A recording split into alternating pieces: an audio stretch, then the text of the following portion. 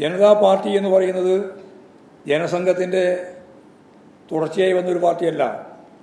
വിവിധ പാർട്ടികൾ, സോഷ്യലിസ്റ്റുകാർ, ജനാധിപത്യവാദികൾ, അതുപോലെ തന്നെ ജഗജീവൻ രാമൻ്റെ CFD, സോഷ്യലിസ്റ്റ് പാർട്ടി, സ്വതന്ത്ര പാർട്ടി, ജനസംഘം ഉൾപ്പെടെയുള്ള പാർട്ടികളെല്ലാം ചേർന്ന് ഉണ്ടായ ഒരു പാർട്ടിയാണ് യഥാർത്ഥത്തിൽ ജനതാ പാർട്ടി. വിവിധ വിഭാഗങ്ങൾ, ഗ്രൂപ്പുകൾ, പാർട്ടികൾ എല്ലാം ചേർന്നുണ്ടായ ഒരു പ്രസ്ഥാനമാണ്.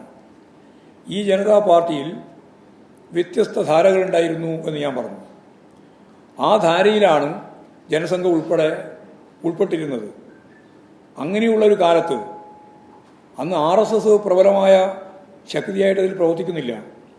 മറ്റെല്ലാ വിഭാഗങ്ങളുമാണ് പ്രധാനപ്പെട്ട ശക്തിയായിട്ടുള്ളത്. RSS ഒരു രാഷ്ട്രീയ പാർട്ടി എന്ന രീതിയിലല്ല, ജനസംഘത്തിൻ്റെ ഭാഗമായിട്ടുള്ള ഒരു വിഭാഗം എന്ന രീതിയിലാണ് ഇതിൽ ചേരുന്നത്. അങ്ങനെ രാജ്യവ്യാപകമായിട്ട് എല്ലാ വിഭാഗങ്ങളും ചേർന്ന് അടിയന്തരാവസ്ഥ അറബിക്കടലിൽ എന്ന EMS ഉയർത്തിയ മുദ്രാവാക്യം പ്രാവർത്തികമാക്കാൻ ഈ ഇന്ത്യ ഒറ്റക്കെട്ടായിട്ട് മുമ്പോട്ടേക്ക് പോയ ഒരു സാഹചര്യത്തെ പറ്റിയാണ് ഞാൻ സൂചിപ്പിച്ചത്. ആ സൂചിപ്പിച്ചതിനെയാണ് വളച്ചൊടിച്ച് കാര്യങ്ങൾ അവതരിപ്പിക്കുന്നത്. RSSുമായി CPIM ഇന്നേ വരെ ഒരു രാഷ്ട്രീയ കൂട്ടുകെട്ടും ഉണ്ടാക്കിയിട്ടില്ല. ഇന്നലെയുമില്ല, ഇന്നുമില്ല, ഇനി നാളെയും ഉണ്ടാവില്ല. ഇത് അസന്നിഗ്ധമായിട്ട് ഇതിനു മുമ്പ് തന്നെ എത്രയോ പ്രാവശ്യം വിശദീകരിച്ചതാണ്.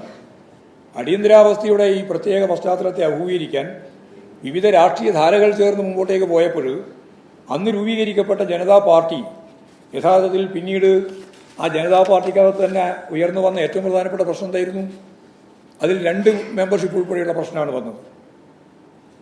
അതിൻ്റെ ഭാഗമായിട്ടാണ് VP സിംഗിൻ്റെ മന്ത്രിസഭയെ തന്നെ അട്ടിമറിക്കുന്നതിന് വേണ്ടി BJPയും അതുപോലെ തന്നെ കോൺഗ്രസും ചേർന്ന് പിന്നീട് നിലപാട് സ്വീകരിച്ചത് എന്ന് എല്ലാവർക്കും അറിയാം. അത് ഈ RSSൻ്റെയും അതുപോലെ തന്നെയുള്ള വിഭാഗീയ നിലപാടുമായിട്ട് ബന്ധപ്പെട്ടുകൊണ്ട് തന്നെയാണ്. അതിനെതിരായ ജനാധിപത്യ സംവിധാനമാണ് യഥാർത്ഥത്തിൽ VP സിംഗ് കൈകാര്യം ചെയ്തത്. ആ VP സിംഗിനെ താഴെ ഇറക്കുന്നതിന് വേണ്ടി കോൺഗ്രസും BJPയും ചേർന്നുകൊണ്ടാണ് ആ ഗവൺമെൻറ്റിനെ താഴെ ഇറക്കിയത് എന്നുള്ള കാര്യം നമ്മൾ ഈ സന്ദർഭത്തിൽ മനസ്സിലാക്കേണ്ടതാണ്.